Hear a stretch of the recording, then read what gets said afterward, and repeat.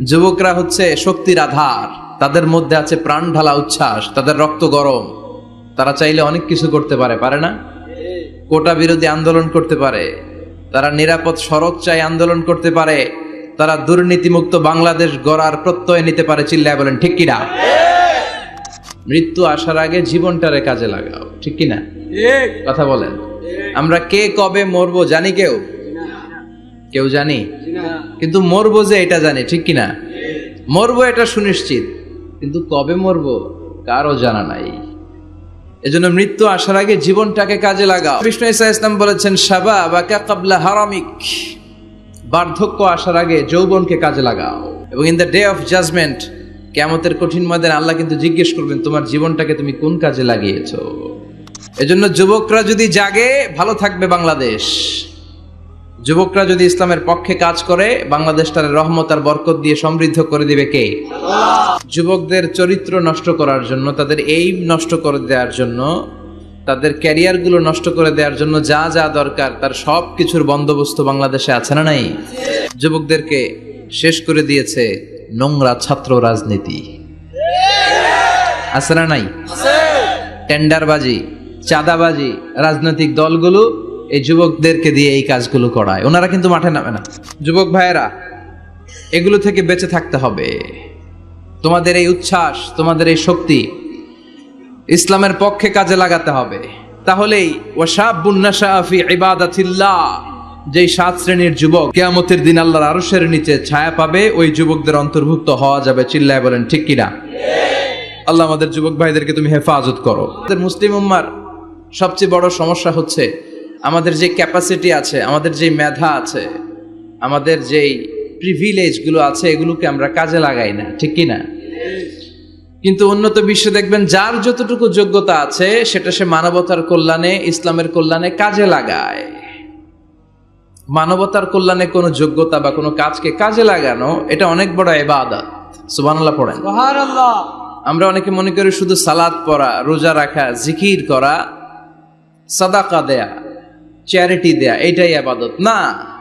যে কাজ করলে আল্লাহ খুশি, যে কাজ করলে মানবতার কল্যাণ হয়, তার সবটাই ইবাদত। চিল্লায় বলেন ঠিক কিনা?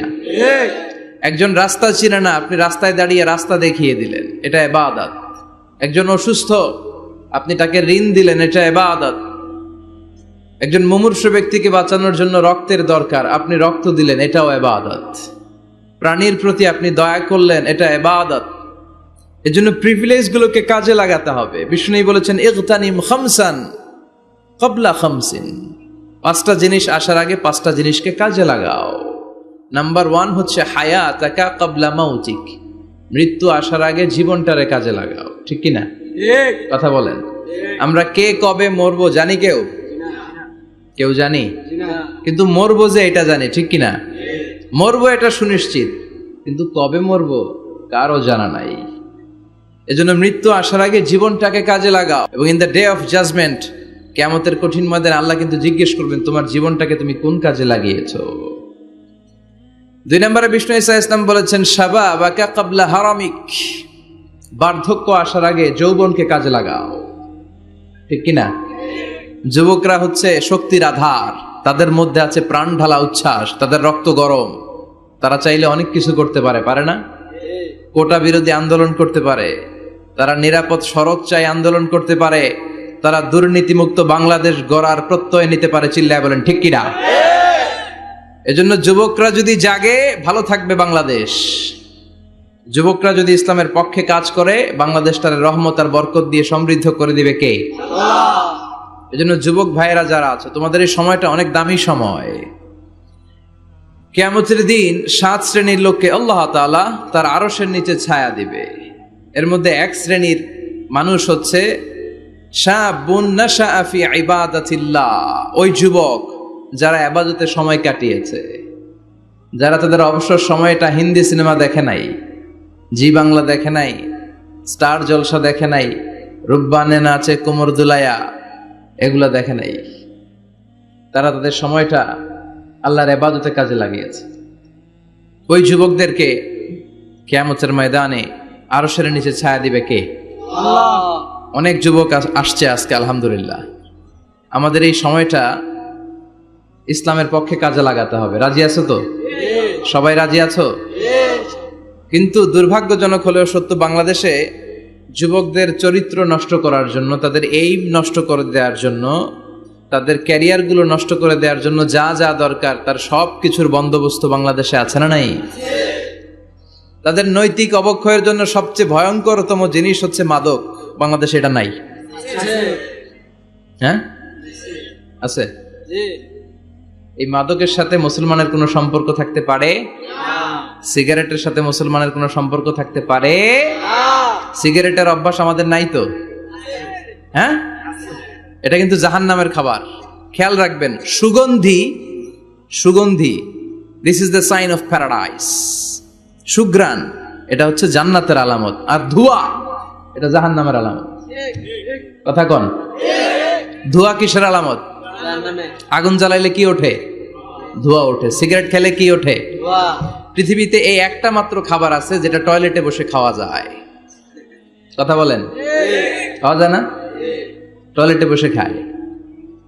আর পৃথিবীতে এই একটা মাত্র খাবার, পণ্য, যেই পণ্যের উপরে লেখা থাকে সংবিধিবদ্ধ সতর্কীকরণ, স্মোকিং কজেস ক্যান্সার, ধূমপান কর্কট রোগের কারণ, মানে ক্যান্সার রোগের কারণ। তার মানে এই পণ্যটা খেলে ক্যান্সার হয়। পৃথিবীতে আর কোনো পণ্যের গায়ে এরকম লেখা থাকে না যে এটা খাইলে এই রোগ হয়। ফর এন এক্সাম্পল, বাজারে এক বিস্কুট আসছে। কি আসছে? এই বিস্কিটের গায়ে লেখা, এই বিস্কিট যদি কোনো বাচ্চা খায় ওই বাচ্চা ডায়রিয়াতে মারা যাবে, উপরে লেখা। কিনবেন? কথা বলেন, কি বলবেন? তোর বিস্কুট তুই খা, তোর বলা মরুক। কথা বলেন।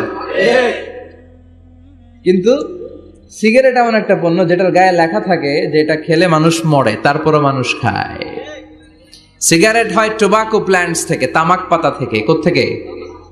তামাকের চাষ টাস কমে গেছে না? এটাতে আবার বেড়া টেরা দেয়া লাগে না, কারণ ছাগলও মুখ দেয় না। কথা বলেন। তো যেটাতে ছাগলও মুখ দেয় না, এটা কি মুমিন বান্দা মুখ দিতে পারে? জোরে বলেন। এই ধোয়ার কারণে আপনার লাংস শেষ হয়ে যাবে। লাং যেটা দিয়েছে আল্লাহ, ফুসফুস, এটা শেষ। এটার ভেতরে একটা পয়জন আছে, নিকোটিন। কি বলে? এই নিকোটিন আপনাকে শেষ করে দিবে। প্রতি বছর গোটা বিশ্বে এই নিকোটিনের কারণে হাজার হাজার মানুষ মরে যারা স্মোকিং করে। এজন্য স্মোকিং এর সাথে আমাদের কোনো সম্পর্ক থাকতে পারে? তো স্মোকিং তো অনেক পাতলা বিষয়। এখন স্মোকিং কে ছাড়িয়ে ইয়াবা, গাঞ্জা, মারিজুয়ানা, ফেন্সিডিল, এগুলো আছে না নাই? এই যে কি একটা আসলো, ইয়াবা। এটা পেঁয়াজের ভিতরেও পাওয়া যায়। মানে পেঁয়াজ ভেঙে এটার ভিতরে ইয়াবা নিয়ে আসে, আলু কাইটা ভিতরে ইয়াবা নিয়ে আসে, লাউয়ের ভিতরে ইয়াবা বইরা নিয়ে আসে। দেখা যায় লাউ কেটে দেখা যায় ইয়াবা, আছে না নাই? এই ইয়াবা এতদিন ছিল ইউনিভার্সিটি লেভেলের ছেলেরা খেত, নেমে আসলো কলেজে, হাই স্কুলে, এখন প্রাইমারির ছেলেদের মধ্যেও ইয়াবা ঢুকছে।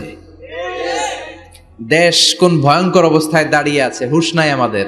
তো যে যুবকেরা এবাদতে রাত কাটাবে, হ্যাঁ, এবাদত করে করে রাতের আধারে যারা সেজদাতে রয়, আমরা গানে শুনি যে চোখের পানি দিয়ে যেখানে ঝড় উঠবে যে যুবকদের, সেই যুবকেরা এখন ইয়াবা নিয়ে ব্যস্ত, মারিজুয়ানা নিয়ে ব্যস্ত, ফেন্সিডিল নিয়ে ব্যস্ত। এজন্য এলাকাতে এই ফেন্সিডিলের ব্যবসা, ইয়াবার ব্যবসা, এগুলোকে সংঘবদ্ধ হতে দিবেন না।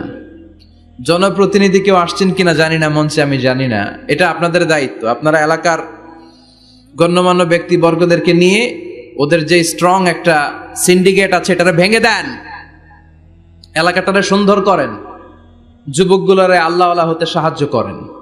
ঠিক কিনা? তাহলে যুবকদের চরিত্র ধ্বংসের ক্ষেত্রে সবচেয়ে বড় হাতিয়ার হচ্ছে এই মাদক। নাম্বার 2, সেটা হচ্ছে পর্নোগ্রাফি। এখন হাতে হাতে মোবাইল আছে না নাই? এই যে এটা একটা সিনেমা হল, এটার নাম কি? কথা কন। যত সিনেমা আছে সব ঢুকানো যায়, আবার মাহফিলে ঢুকানো যায়। The choice is yours, the decision is yours. তুমি জান্নাতে যাবা না জাহান্নামের লাকড়ি হবা, সিদ্ধান্ত তোমার। এগুলোর ভিতরে এখন ব্লু ফিল্ম পাওয়া যায়, ইন্ডিয়ান নায়িকাদের নেকেড সিনারি পাওয়া যায়, যায় না? কথা কন। যুবক ভাইরা, এগুলো থেকে তোমাদের বেঁচে থাকতে হবে। তোমরা আগামী দিনের সম্ভাবনা, তোমাদেরকে অনেক দূর যেতে হবে। You have to make a very bright career for your society, for your family, for your country. তোমাদেরকে অনেক দূর যেতে হবে। এজন্য নজরের লাগামটাকে টেনে ধরতে হবে। বিষ্ণু বলেছেন আন-নাযার সাহমুন মাসমুম মিন সিহামি ইবলিস। দৃষ্টি হচ্ছে শয়তানের বিষ মাখানো তীরবানের মধ্যে থেকে একটা তীর। এই তীর দিয়ে শয়তান যুবক আর যুবতী মেয়েদেরকে কাবু করে ফেলে, ঠিক কিনা? চিল্লায় বলেন ঠিক কিনা? এজন্য নজরটাকে হেফাজত করতে হবে। Zee Bangla, Star Jalsha, Kiranmala, Hindi cinema, naked film, blue film, এগুলোর সাথে কোনো মুসলমান যুবকের সম্পর্ক থাকতে পারে না। আমাদের দেশের ছোট্ট ছেলে মেয়েরা মসজিদে গেলে আমরা তাড়িয়ে দেই না? তুরস্কে একটা প্রজেক্ট নিয়েছে, যে ছোট্ট ছেলে মেয়েরা 40 দিন লাগাতার 40 দিন ফজরের সালাত জামাতে পড়বে। মসজিদ কর্তৃপক্ষ তাদের প্রত্যেককে একটা করে সাইকেল দিবে। এখন পোলাপানগো ভিড়ে মুরব্বীরা প্রথম কাতারে জায়গাই পায় না। সুবহানাল্লাহ কইবেন না? হোয়াট এ অ্যামেজিং প্রজেক্ট, কি সুন্দর ইনিশিয়েটিভ। আমরাও চাইলে নিতে পারি, ঠিক কিনা? এরপর খুব সম্ভবত কুয়েতে বা কাতারে মসজিদ কমিটি আরেকটা প্রজেক্ট নিয়েছে, সেটা হচ্ছে ফজরের সালাতে মুসল্লিদের সংখ্যা খুব কম। মসজিদ কমিটি ঘোষণা দিয়েছে যারা ফজরের নামাজে আসবে না, ফজরের নামাজে যেই পুরুষরা আসবে না, অর্থাৎ তাদের স্ত্রীরা তাদেরকে ফজরের সময় ডেকে দেয় না, এজন্য মসজিদের ফান্ডিং এ, মসজিদের টাকা দিয়ে ওই পুরুষগুলোকে দ্বিতীয় বিবাহের ব্যবস্থা করে দেয়া হবে। কথা বুঝতে পারছেন? খরচ মোহরানা সব মসজিদ কমিটির। সেকেন্ড ম্যারেজ প্রজেক্ট, দ্বিতীয় বিবাহ প্রকল্প। এই ঘোষণা দেওয়ার পর থেকে এরপরের দিন মসজিদ প্যাকআপ। সারা রাত কোনো মহিলা ঘুমাই না। আল্লাহু আকবার পড়েন। তো এই ইনিশিয়েটিভ গুলো কিন্তু আমাদের নেওয়া দরকার। পরিবর্তন হতে শুরু করেছে। এখন digital Bangladesh, now we are launching the satellite. So Bangladesh এখন অনেক এগিয়ে গিয়েছে। এখন তথ্য প্রযুক্তির যুগ। কোনটা সহি কোনটা দঈফ একটা ক্লিকে আমরা পেয়ে যাই, ঠিক কিনা? আমরা যারা বক্তা, আমরাও কথা বলে ছাড় পাই না। ধরে হুজুর রেফারেন্স কি বলেন, আছে না নাই? তার মানে গণসচেতনতা শুরু হয়েছে। এজন্য আমাদেরকে এই প্রজেক্ট নিতে হবে। এই যে মাহফিল এটা হয়েছে, এটা কি কোনো এক ব্যক্তির ফান্ডিং এ হয়েছে? কথা বলেন। একজন 10 লক্ষ দিয়েছে 2 দিন ব্যাপী মাহফিল, এরকম না। এটা সবাই মিলে করেছি, সবাই মিলে। এরকম সবাই মিলে যুবকদেরকে বাঁচাতে হবে, সবাই মিলে একসাথে আল্লাহওয়ালা হতে হবে, সবাই মিলে একসাথে জান্নাতে ঢুকতে হবে। তাহলে যুবকদেরকে শেষ করেছে মাদক, এই মাদক থেকে বাঁচতে হবে। যুবকদেরকে শেষ করেছে পর্নোগ্রাফি থেকে বাঁচতে হবে। যুবকদেরকে শেষ করে দিয়েছে নোংরা ছাত্র রাজনীতি, আছে না নাই? টেন্ডারবাজি, চাঁদাবাজি, রাজনৈতিক দলগুলো এই যুবকদেরকে দিয়ে এই কাজগুলো করায়। ওনারা কিন্তু মাঠে নামে না। চিল্লায় বলেন। এই যে নির্বাচন পূর্ব সহিংসতা, এখানে গাড়ি ভাঙচুর, ওইখানে জ্বালাও পোড়াও, এখানে আগুন